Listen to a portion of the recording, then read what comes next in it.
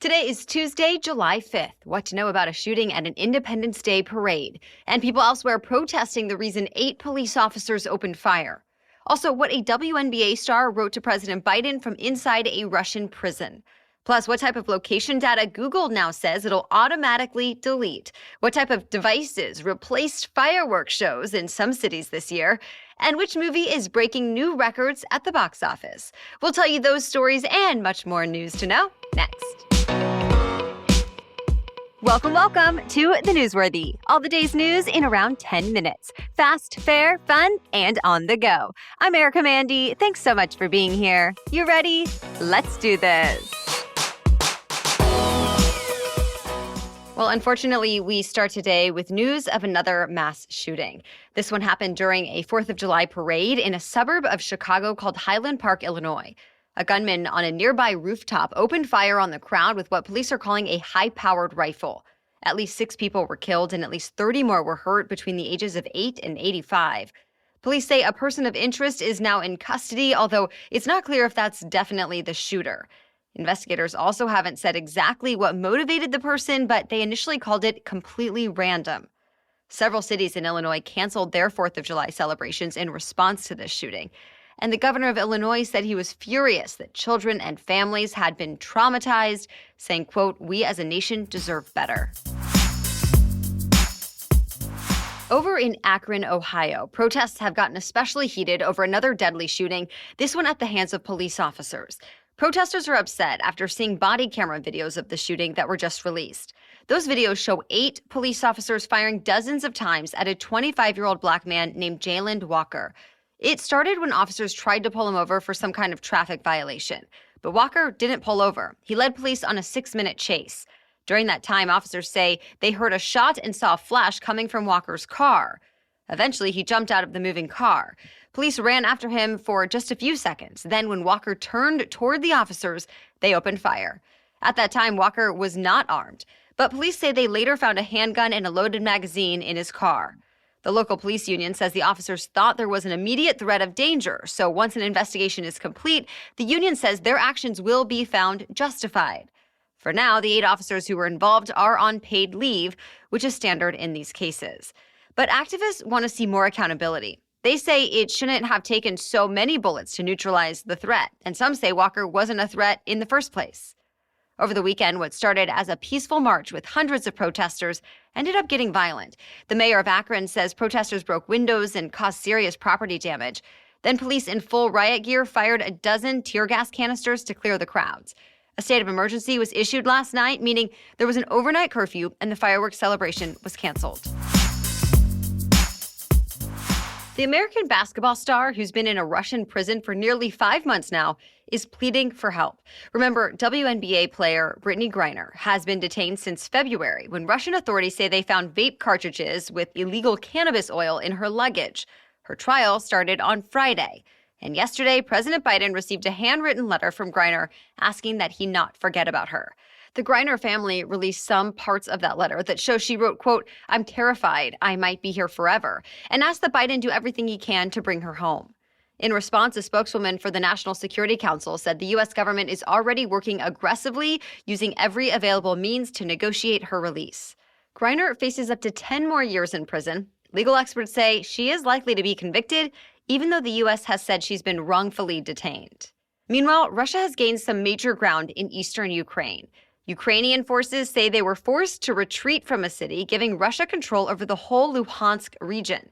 That's considered a big milestone for Russia, since it gives the country control of about half of the eastern industrial heartland of Ukraine. Australia's largest city is dealing with severe flooding. Days of torrential rains in and around Sydney have caused dams to overflow and waterways to break their banks. About 50,000 people have been told to evacuate, and hundreds of those who stayed behind have had to be rescued from their cars or homes. This is the 4th flood emergency to hit Sydney in the last 16 months. Today, it's finally expected to start drying out, but flooding will still be a concern for the next couple of days. We now know who will be next to receive the highest civilian honor in the United States. The White House says President Biden will present the Medal of Freedom to 17 people from the worlds of Hollywood, sports, politics, the military, academia, and advocacy. They include actor Denzel Washington, gymnast Simone Biles, the late Republican Senator John McCain, and the late Apple co-founder Steve Jobs.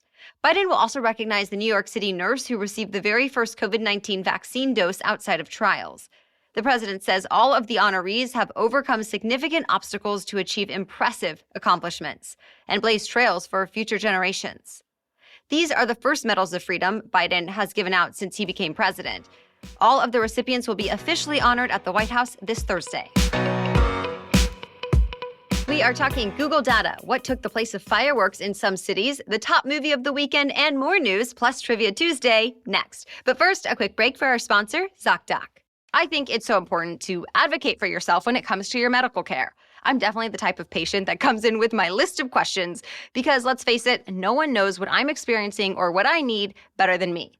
And similarly, no one knows what you are looking for in a doctor better than you. That's why ZocDoc can be such a great partner in your search for the right kind of care. They make booking a great doctor surprisingly pain-free. ZocDoc is a free app that shows you doctors who are patient-reviewed, take your insurance, and are available when you need them. Simply go to ZocDoc.com, choose a time slot and whether you want to see the doctor in person or do a video visit, and just like that, you're booked. Every month, millions of people use ZocDoc, and I'm one of them. It's my go-to whenever I need to find and book a new doctor. Go to ZocDoc.com/newsworthy and download the ZocDoc app for free. Then start your search for a top-rated doctor today. Many are available within 24 hours. That's ZocDoc, ZocDoc.com/newsworthy. ZocDoc.com/newsworthy. Google is now promising to delete location data if you visit places the company considers especially personal, perhaps most notably, abortion clinics. Google made this new privacy announcement 1 week after the U.S. Supreme Court overturned Roe v. Wade, allowing states to choose whether to ban abortion. And in some states, a ban may include criminal and/or financial consequences. Well, last week, a union representing hundreds of people who work for Google's parent company called on their employer to delete data that law enforcement might be able to use to prosecute those who get abortions. And it seems Google's announcement addresses at least some of that. The list of personal or sensitive locations also includes drug treatment centers, weight loss clinics, counseling centers, fertility centers, and more. Google says location tracking is off by default, so this applies to people who have opted to turn it on in their settings. The new policy is said to be taking effect in the coming weeks.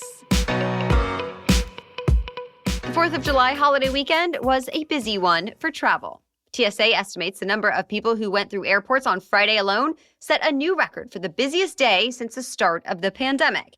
But at least some of those passengers did not exactly have the smoothest experience. Flight tracking website FlightAware showed several major U.S. airlines delayed between 19 and 29% of their flights on Saturday. And the Washington Post reports the rate of cancellations over the last 2 weeks is way up by 59% from the same time of year before the pandemic in 2019. But reports show the issues at least eased up on Sunday and Monday. And overall, the flight disruptions throughout the weekend were not quite as bad as some other recent holiday weekends. If you're wondering what is causing these problems, well, one reason over the weekend was some bad weather. But the big one is ongoing staffing shortages. CBS News reports more flights have been delayed this year compared to any other year in the past decade.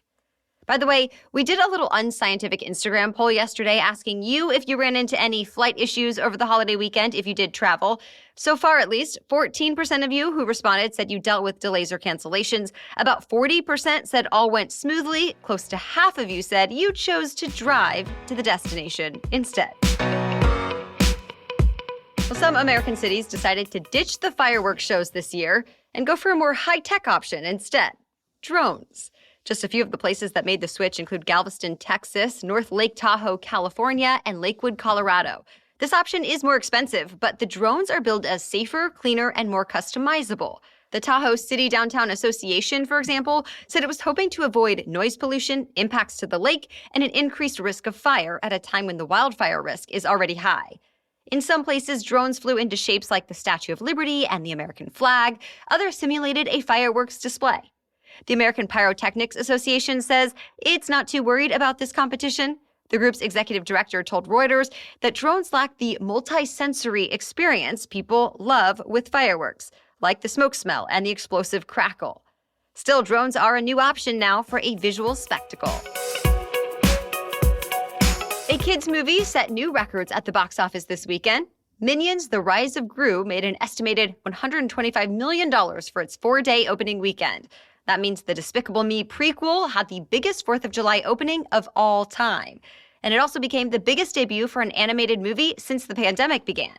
One analyst says this reflects a, quote, triumphant return to cinemas by families. Once again, Joey Chestnut is the hot dog eating champion for the 15th time. He won the Nathan's Famous International Hot Dog Eating Contest on Coney Island yesterday. This time he devoured 63 hot dogs and buns in 10 minutes. That's 15 and a half more than his closest competitor, but it didn't come close to his own personal record.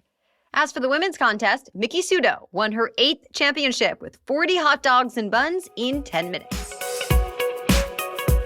Well, that's it for the main news today, so now it's time for Trivia Tuesday, when we ask a different trivia question every week. But first, this podcast is sponsored by Rothy's. One of the things I love about my Rothy's shoes is their versatility. Rothy's work great with every outfit. I can put on my pointed toe black flats with yoga pants to walk around the block or grab a quick lunch, or wear my red Rothy's flats with jeans or dressier pants for a work conference or night out. Or I love wearing my Rothy's white lace-up sneakers for traveling and commuting because they make it easy to walk around the airport and keep my feet warm on the plane, all while allowing me to stay stylish on the go.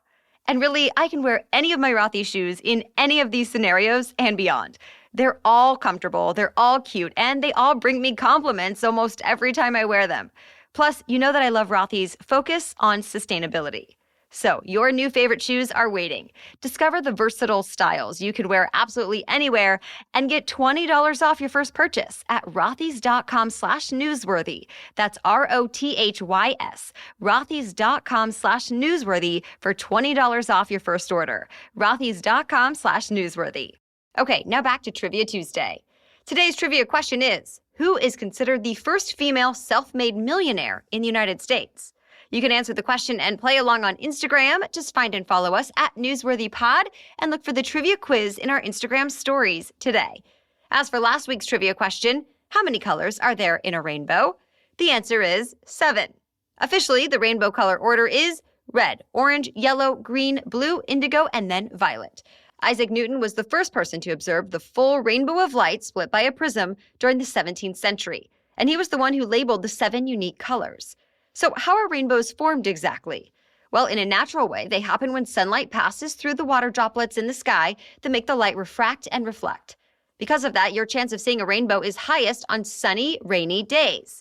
Rainbows always appear opposite the part of the sky the sun is in, so if you're looking for a rainbow, make sure your back is turned to the sun. All right, thank you so much for listening today. If you aren't already, be sure to follow or subscribe in your podcast app so you never miss a new episode, and you can make it part of your daily routine. We'll be back with another news roundup tomorrow. Until then, have a great day.